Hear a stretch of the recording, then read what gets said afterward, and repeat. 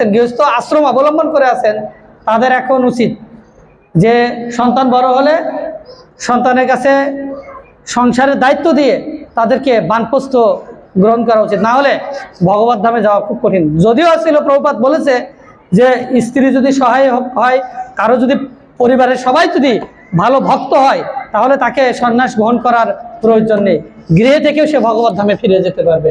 এটা ছিল প্রভুপাদ বলেছে, বুঝতে পেরেছেন? যদি ভক্তিবিনোদ ঠাকুরের মতো হয় কেউ, ভক্তিবিনোদ ঠাকুরের ভজন লিখেছেন, যেদিনে গৃহে ভ্রজনে দেখি গৃহেতে গোলক ভাই, অর্থাৎ এর অর্থ হলো যে ভক্তিবিনোদ ঠাকুর ডেপুটি ম্যাজিস্ট্রেট ছিলেন, তারপর তিনি একজন আচার্য, তিনি ফিরে দেখতেন তার স্ত্রী সন্তানরা প্রত্যেকেই ভগবত ভজন করছে, তাই তিনি বলতেন আমার গৃহটা হচ্ছে বৃন্দাবন। তো যার পরিবারের সবাই ভক্ত সেই গৃহটা হচ্ছে বৃন্দাবন, তো গৃহটা হচ্ছে মন্দির, সেখানে সবসময় ভগবত ভজন হচ্ছে। প্রত্যেকের উচিত গৃহটাকে কৃষ্ণ ভাবনাময়, গৃহের প্রত্যেকটি ফ্যামিলিকে নিয়ে কৃষ্ণ ভাবনাময় করে তোলা। তাহলে আমরা কি করতে পারি, মানে সুশৃঙ্খলভাবে জীবনযাপন করতে পারি, ভগবান আমাদের দায়িত্বটা গ্রহণ করতে পারে, হ্যাঁ, বা আমরা সুন্দরভাবে ভগবত ভক্তি অনুশীলন করে ভক্তি জীবন যাপন করে শুদ্ধ ভক্ত হয়ে ভগবানের কাছে ফিরে যেতে পারি। এবং প্রতিটি অনুষ্ঠান থেকে শুরু করে সবকিছু কৃষ্ণকে কেন্দ্র করে করা উচিত, এভাবে আমরা কৃষ্ণের প্রতি আসক্ত হতে পারি, কৃষ্ণের প্রিয় ভক্ত হতে পারি। যা কিছু করব সবকিছু কৃষ্ণকে কেন্দ্র করে করা উচিত। বলছে যত করো সে যদ হাসি, যজ্ঞ হসি দদাসি যত, বলছে হে কুন্তি তুমি যা কিছু, যা অনুষ্ঠান করো, যা দান করো, যা কিছু করো, তুমি যজ্ঞ করো, সবকিছু তুমি আমাকে উদ্দেশ্য করে করো। এটাই হচ্ছে কৃষ্ণ ভাবনা অমৃত। আমরা যা কিছু করব কৃষ্ণকে সন্তুষ্ট করার মাধ্যমে আমরা করতে পারি। বলছে আত্ম ইন্দ্রিয় প্রীতিবাঞ্ছা তারে বলে কাম, কৃষ্ণ ইন্দ্রিয় প্রীতিবাঞ্ছা ধরে প্রেম নাম। ঠিক আছে, কৃষ্ণকে সন্তুষ্ট বিধানের মাধ্যমে যে সমস্ত কর্ম করা হয় তার মাধ্যমে আমরা কর্মফল থেকে মুক্ত হতে পারি এবং কৃষ্ণ ভক্তি লাভ করতে পারি। খুব সহজ বিষয়, কিন্তু আমরা জটিল করে ফেলি নিজেরাই আর কি। কৃষ্ণ ভক্তিটা এত সহজ, এই কৃষ্ণ ভক্তি অনুশীলনের মাধ্যমে খুব তাড়াতাড়ি ভগবানের কাছে ফিরে যাওয়া যায়। আর কোনো সহজ পদ্ধতি নেই। যত রকম আমরা যা দেখছি, যারা নিজেদের মন গড়া ব্যাখ্যা নিজেদের ইচ্ছা মতো করে, আসলে এগুলো ভক্তি না। ভক্তি মানে হচ্ছে কৃষ্ণ গীতায় যা নির্দেশনা দিয়েছেন, শাস্ত্রে মহাপ্রভু যা নির্দেশনা দিয়েছেন, সেটা হচ্ছে ভক্তি।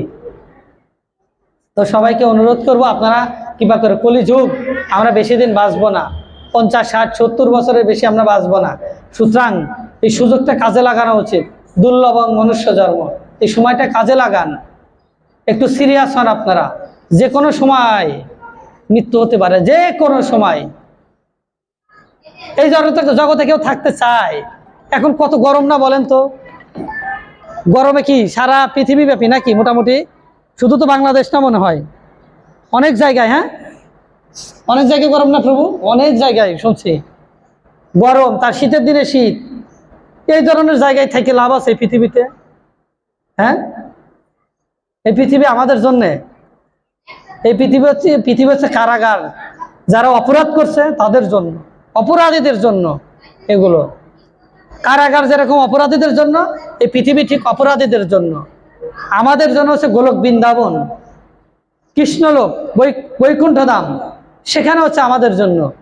এই পৃথিবীতে ভদ্রলোক থাকতে পারে না, এটা ভদ্রলোকের জায়গা না, এটা অভদ্রদের জায়গা এই পৃথিবী।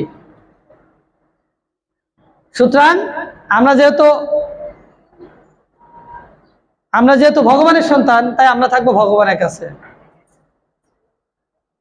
ভগবান আমাদের জন্য অপেক্ষা করছেন, কবে আমরা তার কাছে ফিরে যাব।